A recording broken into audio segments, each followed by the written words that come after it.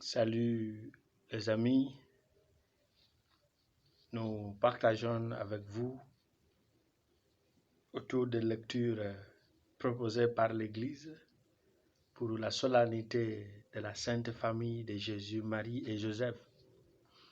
Pour ce faire, nous parlons autour du thème « La vraie famille ». C'est celle où l'amour peut aussi être amer. Et aujourd'hui, nous avons le livre de la Genèse, chapitre 15, versets 1 à 6.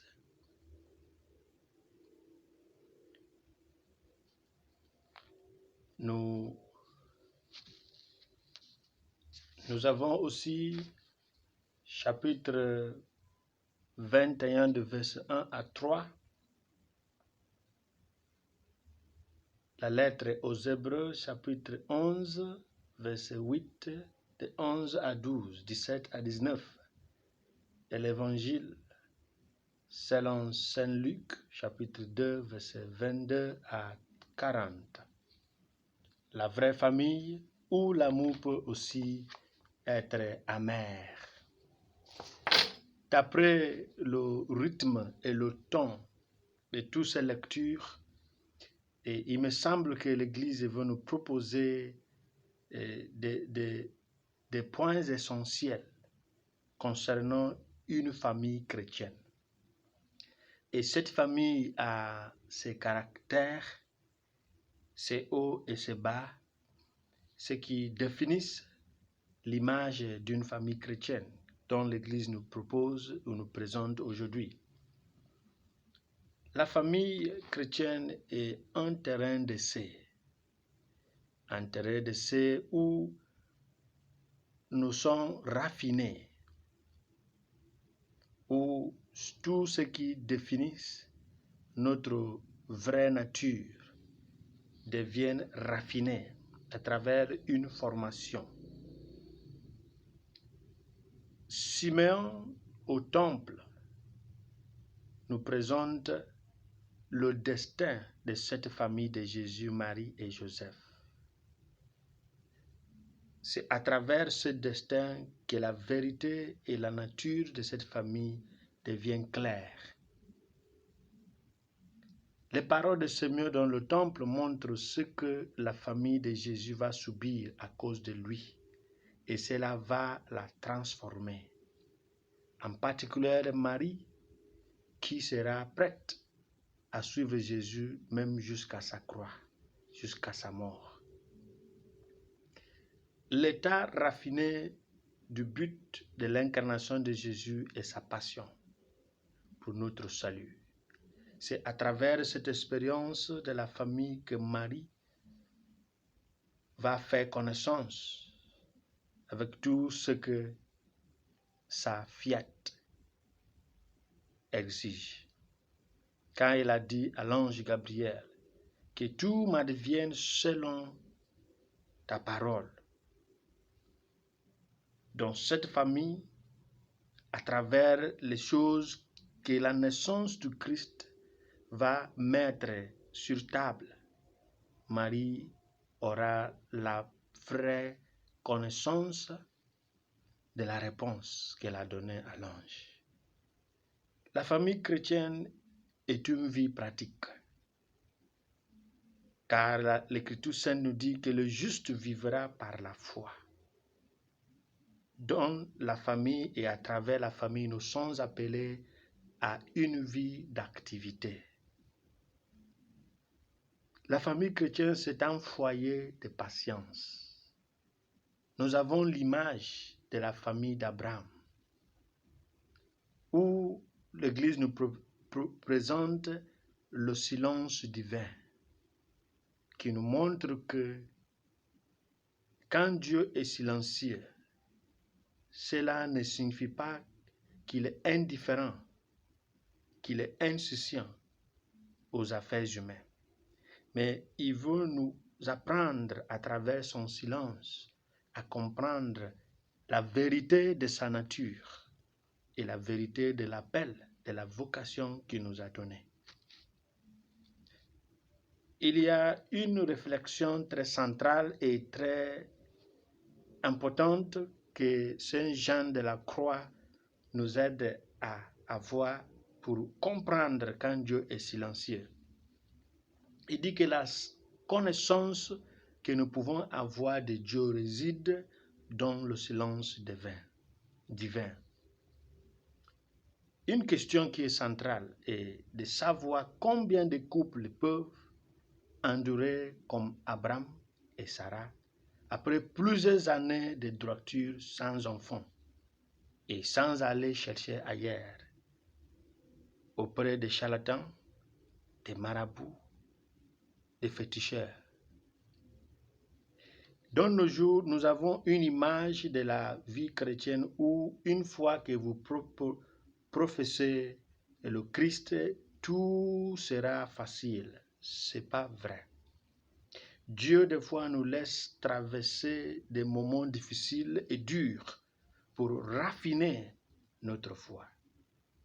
Et la famille de Jésus n'était pas hors de cette expérience. La famille chrétienne est un foyer de l'humilité. Dans la famille de Jésus, Marie et Joseph, nous voyons une famille qui, malgré le trésor que présente le fait d'avoir Jésus le Messie comme un membre de la famille, a observé encore humblement les rites religieux en amenant Jésus au temple pour la bénédiction. Ils n'ont pas insisté que le grand prêtre vienne à la maison pour faire le rituel, le rite de la présentation, mais ils sont allés au temple malgré le fait qu'ils portent le Messie, le roi des rois. Une invitation à être simple et humble. Mais dans nos jours, nous avons des frères et sœurs très riches et très connus qui préfèrent restructurer le processus, la structure pastorale de leur paroisse, de l'église, parce qu'ils sont riches. Et dans nos jours, les parents des prêtres, des religieux religieuses et dans la vie pentecôtiste, les parents et les frères et sœurs des fondateurs des églises ou des centres de prière connus détruisent, désobéissent l'instruction pastorale des clergés locaux,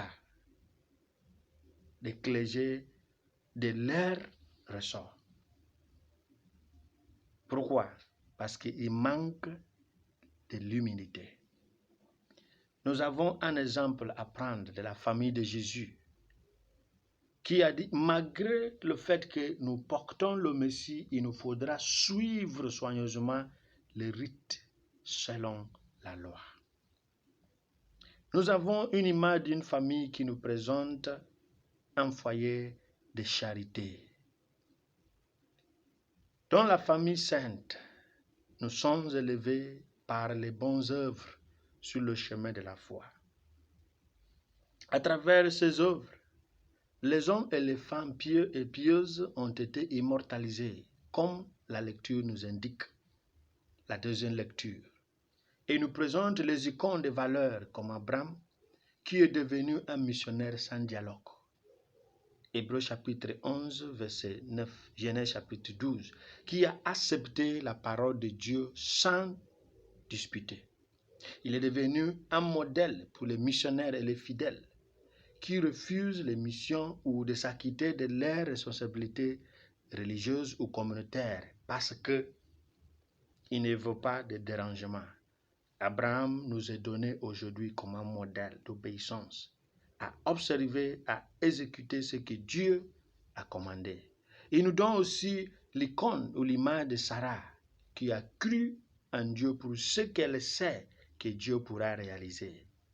Et nous avons l'image de la Vierge Marie qui a accepté le projet et le plan de Dieu même quand il n'était pas clair dans sa tête ce qui pourra être la fin de cette réponse.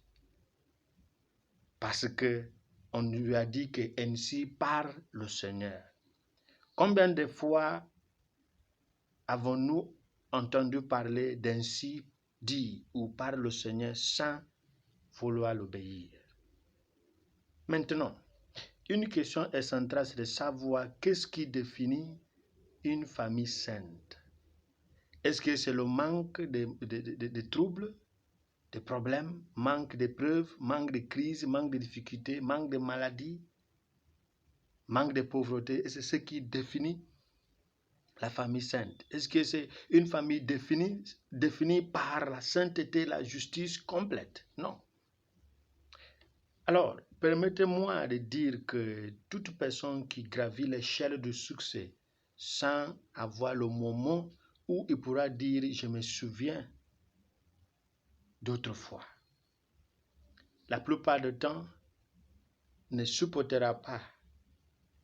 Toutes les personnes là ne supporteront pas le temps difficile à venir où le silence divin commencera à s'installer.